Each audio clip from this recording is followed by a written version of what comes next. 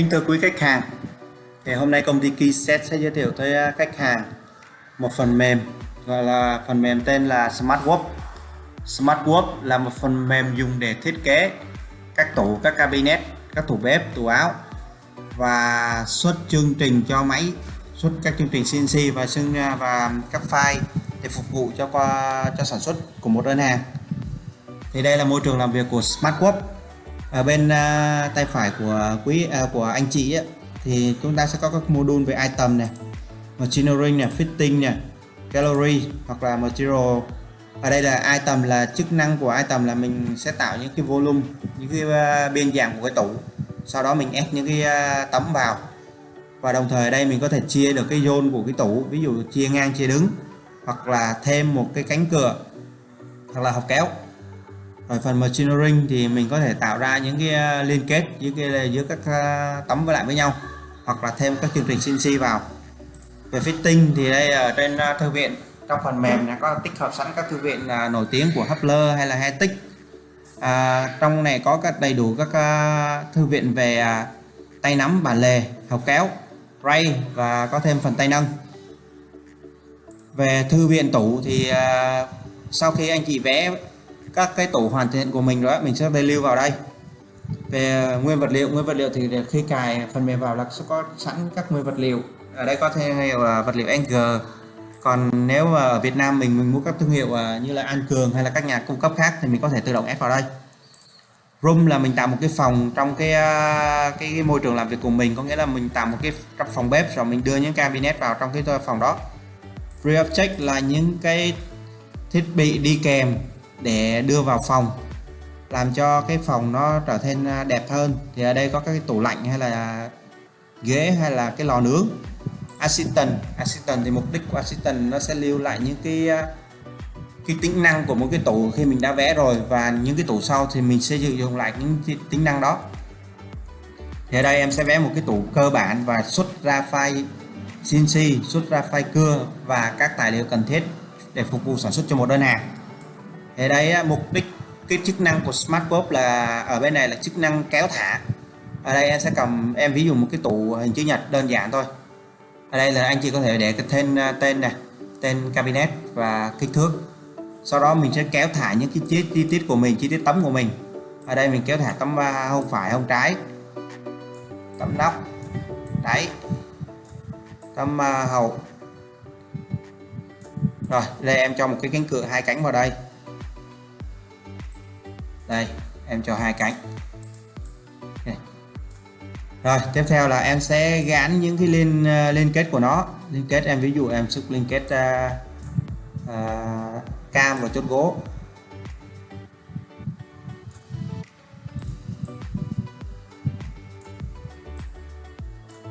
Rồi ở đây là em cho 2 cái bản lề.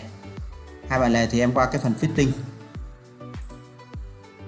lấy bản lề có sẵn trong thư viện để mình cho số lượng 2, cho này 150, tương tự như bên này số lượng 2, ở trên xuống 150 và dưới lên 150 thì mình sẽ có 2 cái này. Đồng thời em cho một cái tay nắm vào đây, thì em vô cái phần tay nắm, chọn đại một tay nắm. Rồi mình sẽ chỉnh sửa tay nắm ở đây. Ở đây mình muốn tay nắm nó nằm đứng lên đứng lên thì mình dùng mình chọn cái phần mà cho nó nằm kích thước của cái tấm nằm bên tay phải, tay trái trước này, rồi mình cho nó lên phần trên này ha. Tương tự như bên này em sẽ lấy cho bên này, em cho nằm lên trên. Đây, em ví dụ một cái tủ của mình vậy đây ha. Xong ấy thì em sẽ add nguyên vật liệu vào. Em vào phần material này, em sẽ thay đổi này, em sẽ chọn cạnh chỉ cần S và cái bề mặt cần S, và em chọn màu. Em ví dụ em chọn màu này là tự động ra hết. Sau khi chị hoàn thành một cái tủ hoặc là một cái đơn hàng của mình đó, mình sẽ lưu vào cái thư viện của mình bằng cách dùng là file này, CSS, lưu vào cái đơn hàng, cái dữ liệu mà mình cái vị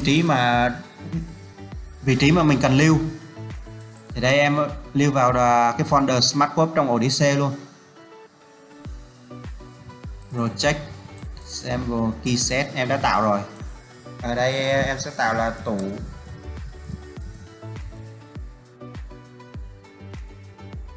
bếp sale. Thì đây sau khi qua phần gallery này á, mình sẽ check được cái tủ của mình, chọn cái folder là tự động nó có trong cái phần này tủ bếp đây. Đây rồi, ở đây á, thì bắt đầu em sẽ xuất dữ liệu cho máy CNC và dữ liệu cần thiết cho các thông tin cần thiết cho sản xuất của một đơn hàng. Đầu tiên á, em sẽ xuất cái file list về ván và phụ kiện. Thì đây material này, material list này, anh chị sẽ lưu vào cái vị trí mà anh chị cần muốn này.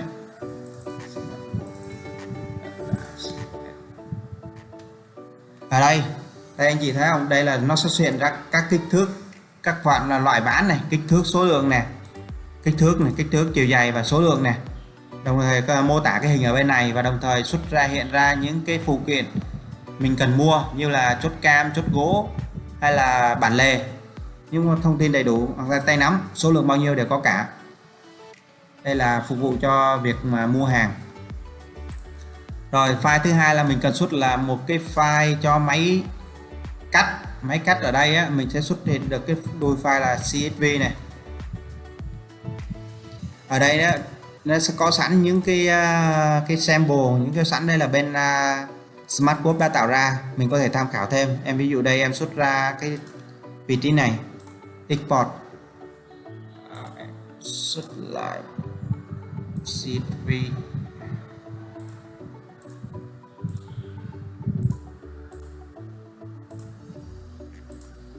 Export thì đây á, em sẽ vào đấy SmartWorks này, em sẽ có này,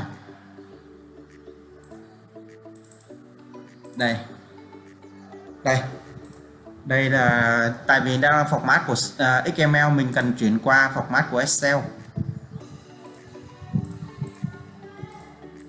Đây thì đây là nó sẽ có cái này dùng cho máy cắt, thì đây nó sẽ hiện kích thước và số lượng và loại ván là gì, dán chỉ như thế nào. Mình có thể kéo ra mình coi thêm thông tin. Đây các chỉ cạnh đi kèm nó là chỉ gì, nó thông tin đầy đủ. Rồi cái thứ ba là mình cần xuất là file chương trình CNC thì mình vào export machine, mình add to machine, rồi mình chọn cái ổ đĩa vị trí mà mình cần xuất thôi, select. Ok, xong ở đây mình sẽ có đầy đủ chương trình CNC cho máy CNC. Thì ngoài hiện tại đây là các phần mềm đã tích hợp các loại máy có sẵn. Như ở đây thì mình sẽ có các loại máy của Homax, các máy BSC, SCM, đồng thời có các máy xuất ra file DXF để phục vụ cho các máy Trung Quốc. Thông tin có đầy đủ, có phần mềm có thể xuất ra được tất cả các đuôi cho tất cả các máy. Rồi cái cuối cùng là mình sẽ xuất ra chương trình một cái bản vẽ hoàn thiện. Ở đây thì mình có thể xuất ra được cái bản vẽ của cái tủ này, và xuất ra kích thước của cái tủ này, kích thước bản vẽ detail của cái tủ này, và detail chi tiết từng tấm này. Đây detail chi tiết từng tấm, và đồng thời xuất được ra cái label để phục vụ cho sản xuất. Đây có kích thước các loại mua label khác nhau, mình có thể tham khảo thêm.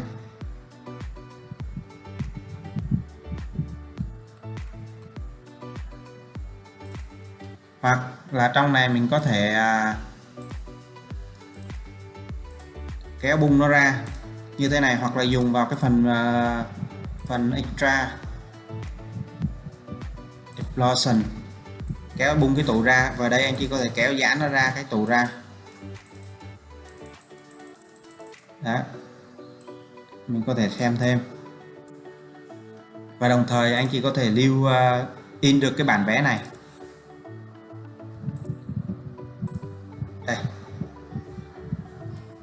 lưu được cái bản vẽ này.